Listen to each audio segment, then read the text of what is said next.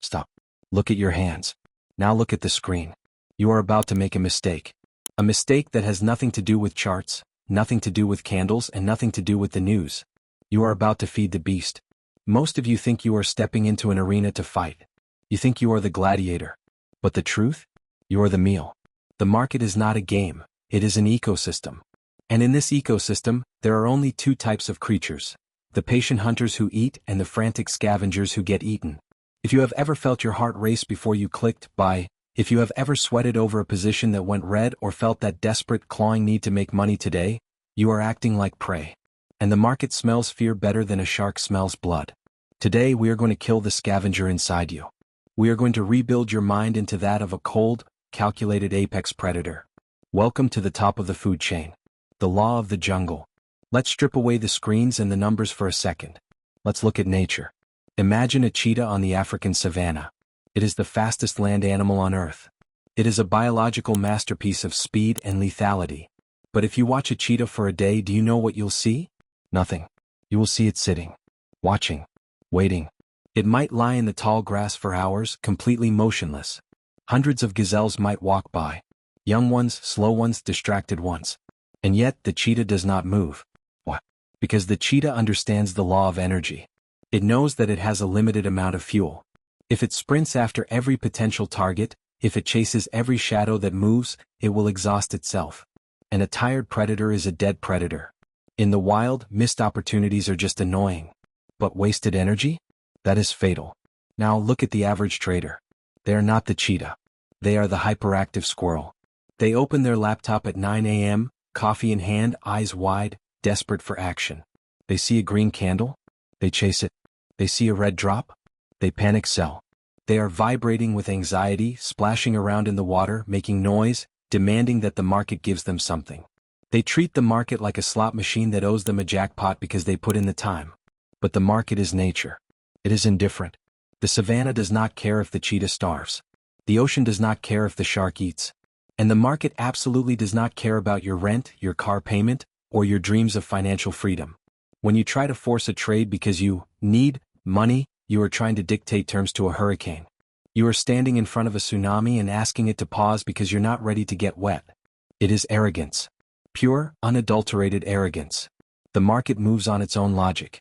It moves based on liquidity, institutional flow, global fear, and greed. It flows like a massive river. You cannot push the river. You cannot tell the river to flow upstream. You can only wait on the bank, build your boat, and wait for the current to align with where you want to go. The amateur trader tries to swim upstream. They fight the current every single day. They burn their emotional capital, they burn their financial capital, and they burn their mental sanity trying to control the uncontrollable. The professional? The elite hunter? They know the only thing they control is themselves. They control when they strike. They control their camouflage. They control their weapon. They control their breathing. Everything else is chaos. And they are comfortable in the chaos because they never let the chaos enter their mind. The myth of hard work. We are raised with a very specific programming: work harder to get more. If you want to build a wall, you lay more bricks. If you want to dig a ditch, you shovel faster. This is the employee mindset. It is linear. Time equals money. Effort equals reward. This mindset is lethal in trading. It will destroy you faster than bad leverage. In trading, doing more is usually the fastest way to lose everything. If a sniper shoots 500 bullets in a minute, he isn't a good sniper.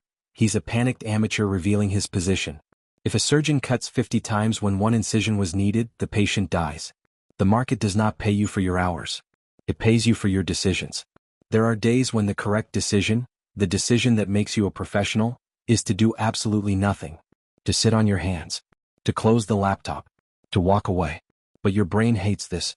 Your brain screams, "I am wasting time. I should be making money." That is the voice of the prey. That is the scavenger thinking that if it isn't constantly moving, it will die. You must rewrite this code. You have to understand that sitting still is an active state of engagement. When a crocodile floats in the water looking like a log, is it being lazy? No. It is in a state of hyper-aware readiness. It is preserving its capital, its energy, for the one specific moment where the probability of success is nearly 100%. Think about the last time you lost money. Be honest with yourself. Was it because you didn't know enough? Or was it because you were bored? Was it because the setup was perfect, or was it because you felt like you had to do something to justify sitting at your computer? I would bet everything I own that 90% of your losses came from boredom, impatience, or the desperate need to feel involved. You wanted the dopamine hit. You wanted the action. You treated the financial markets like a video game where you need to constantly press buttons to win. But the elite traders, the ones pulling millions out of this game, they are boring. If you watched a master trader work, you would think they were asleep. They have a checklist. If the market meets the checklist, they execute without emotion. If the market does not meet the checklist, they wait. There is no drama. There is no yelling at the screen. There is no prayer. There is just, is my prey here? No. Then I wait. 6:45 to 10:15, Section 3, The Sniper's Pulse. Let's go deeper into the psychology of the strike. When a sniper is looking through the scope, their heart rate matters. If they are excited, their pulse jumps. The crosshairs shake. They miss. To hit a target a mile away, they have to be in a state of complete, almost robotic calm. In trading, we call this emotional neutrality. Most of you are trading on an emotional roller coaster. You win a trade and you feel like a god. You are invincible. You start calculating how soon you can buy a Lamborghini. You double your risk on the next trade because you're hot. And then the market humbles you. Or you lose a trade. You feel a pit in your stomach. You feel stupid. You feel like the market stole from you. So you get angry. You enter a revenge trade to get your money back. You abandon your strategy. You are now trading on pure tilt. And the market takes the rest of your account. This is the cycle of doom. High highs, low lows. The professional has flatlined. To the elite trader, a winning trade is not a reason to celebrate, and a losing trade is not a reason to cry. Both are simply data. Imagine you own a casino. You are the house. When a guy at the blackjack table wins $500, does the casino owner run down from his office crying? Does he panic? Does he try to tackle the player? No. He pours the guy a drink. He smiles. Why? Because the casino owner knows the math. He knows that he has the edge. He knows that over 1,000 hands the house always wins. The individual hand doesn't matter. The individual loss doesn't matter. The only thing that matters is keeping the game going long enough for the probabilities to play out. You need to stop thinking like the gambler and start thinking like the house. If you have a strategy with a 60% win rate, that means 4 out of 10 times, you will lose. It is guaranteed. It is baked into the cake. Those losses are not failures. They are not mistakes. They are the cost of doing business. If you run a coffee shop, you have to buy coffee beans. That costs money. You have to pay for cups. You have to pay for electricity. Do you cry every time you pay the electric bill? Do you feel like a failure because you had to buy milk? No. It's an operating expense. In trading, losing trades are your operating expense. They are the inventory you have to buy to sell the winners. When you accept this, when you truly accept that losing is part of the winning process, you become invincible. You stop hesitating. You stop fearing the red numbers. You just execute. The architect of the mind. So how do we build this? How do we turn you from a reactive scavenger into a disciplined hunter? It starts with preparation. The battle is won before the sword is drawn. The trade is won before the market opens. Amateurs look for trades. Professionals wait for setups. There is a massive difference. Looking for trades means you are scanning the market with a begging mindset, hoping to find something that looks good enough. You are bending your rules to fit the market action. Oh, that looks like a breakout. Maybe, if I squint? Waiting for setups means you have a rigid blueprint. You know exactly what your prey looks like. You know its footprints. You know its habits. You have drawn a box on the chart and you say, if price comes here and does X, Y, and Z, I strike. If it does not, I do nothing. This shifts the power dynamic. You are no longer chasing the market. You are ambushing it. Think about a master craftsman. A carpenter. He doesn't just start hammering nails into wood randomly. He measures. He marks. He checks the wood grain. He sharpens his tools. He spends 90% of his time preparing the cut, and 10% of his time actually cutting. Most traders are 99% cutting, 1% measuring. They have no plan. They have no journal. They don't know their own statistics. They're just guessing. And in a game of probabilities, guessing is suicide. You need to become obsessed with the process, not the profit. This is the paradox of trading. The more you focus on the money, the less you will make. If you are staring at your P&L, profit and loss, while you are in a trade, you are operating from fear. You are watching your net worth fluctuate. Every tick down hurts. Every tick up is relief. You will sell your winners too early because you are scared the profit will vanish. You will hold your losers too long because you are scared to realize the loss. You must hide the P&L. Focus on the chart. Focus on the execution. Did I follow my plan? Did I enter where I said I would? Did I place my stop loss correctly? If the answer is yes, then the result does not matter. I repeat, the result does not matter. If you take a terrible trade, you break your rules, you risk too much, you chase a pump, and you make money. That is the worst thing that can happen to you. Because the market has just rewarded you for bad behavior. It has taught you that being reckless pays off. And eventually, that habit will bankrupt you.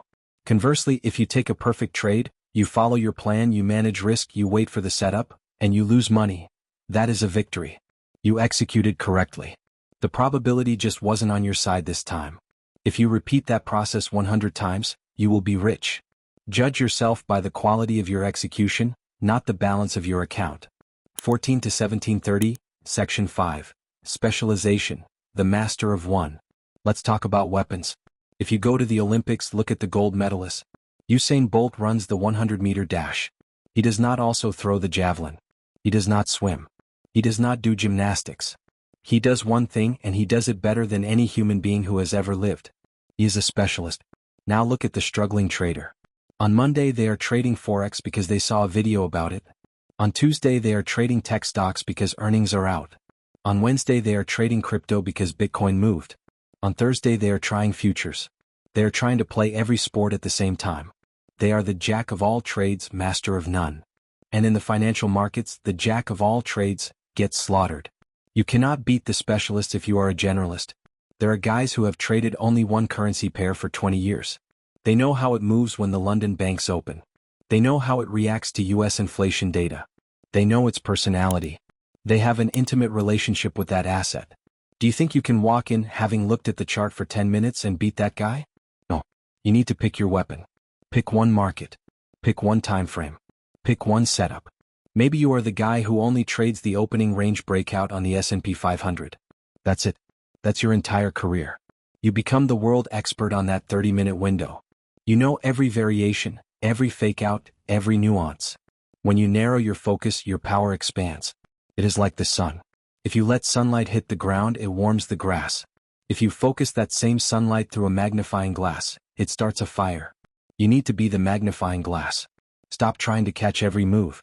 You don't need to catch the top and the bottom. You don't need to trade every day. You just need one reliable, repeatable pattern that you own. Bruce Lee said, "I fear not the man who has practiced 10,000 kicks once, but I fear the man who has practiced one kick 10,000 times." Be the man with one kick. The market will fear you. The VOID now, we have to talk about the hardest part of becoming a predator. The waiting. The void that in our modern world, we are addicted to stimulation. We scroll TikTok, we check Instagram, we watch Netflix. We cannot sit alone with our thoughts for 5 minutes. Trading requires you to master the void. It requires you to sit in silence, staring at a screen where nothing is happening, and remain completely alert. This is where the amateur breaks. The silence becomes uncomfortable. They feel useless. The ego kicks in. I'm a trader. I should be trading. So they hallucinate a trade. They start drawing lines that aren't there. They zoom into the 1-minute chart to find volatility. They manufacture action because they cannot handle the stillness. I want you to try something. The next time you sit down to trade and the market is choppy, ugly, or just quiet, I want you to close the software. I want you to say out loud, "There is no prey today," and then walk away. That act, the act of walking away, is more profitable than any winning trade you will ever make. Because it proves that you are in control, not the market. It proves that you are disciplined enough to protect your capital. Capital preservation is the first rule of the hunter. You cannot hunt if you starve to death. You cannot trade if you blow your account. Every time you refuse to take a subpar trade, you are paying yourself. You are saving the money you would have inevitably lost. I track my no trade days in my journal. I mark them with a gold star. Seriously. Because those are the days that required the most willpower. Those are the days that separate me from the gambling addicts. The market is a device for transferring money from the impatient to the patient. Warren Buffett said that, and he is the ultimate hunter. He sits on billions of dollars of cash for years, waiting for the fat pitch. He doesn't swing at everything. He waits until the ball is right in his sweet spot, and then he swings with everything he has. Be willing to be bored. Embrace the boredom. Boredom is where the money is made. Excitement is where the money is lost. If you are having fun, you are probably losing money. If you are bored, systematic, and cold, you are probably building wealth. 21 to 2400 hours 30, Section 7. The REWRE. This is not an overnight fix.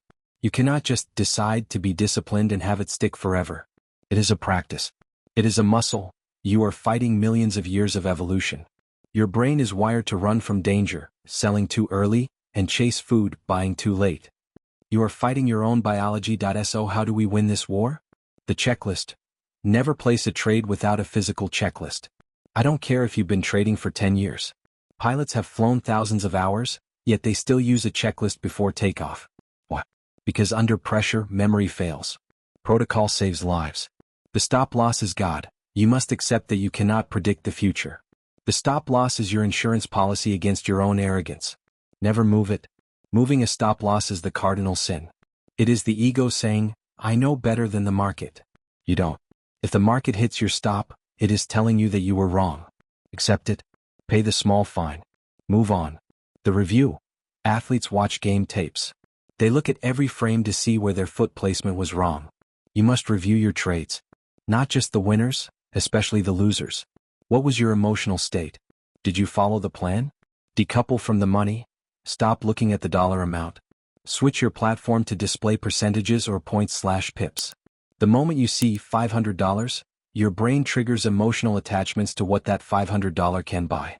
When you see 20 points, it is just a score in a video game. It keeps you objective. The conclusion, the awakening. Let's paint two pictures of your future. The scavenger. You wake up tomorrow tired. You rush to the computer. You see the market moving up. You feel that panic, you miss the move.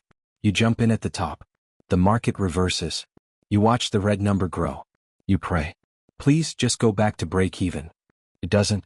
You panic sell at the bottom. You are angry. You slam the desk. You take a bigger trade to make it back. You lose that too. You end the day defeated, poorer, and wondering why the universe hates you. The predator. You wake up. You have a plan. You scan the market. It's choppy. Nothing fits your criteria. You do nothing. You wait. 2 hours pass. Finally, the prey steps into the trap. Your setup appears. You don't hesitate. You strike. You set your risk.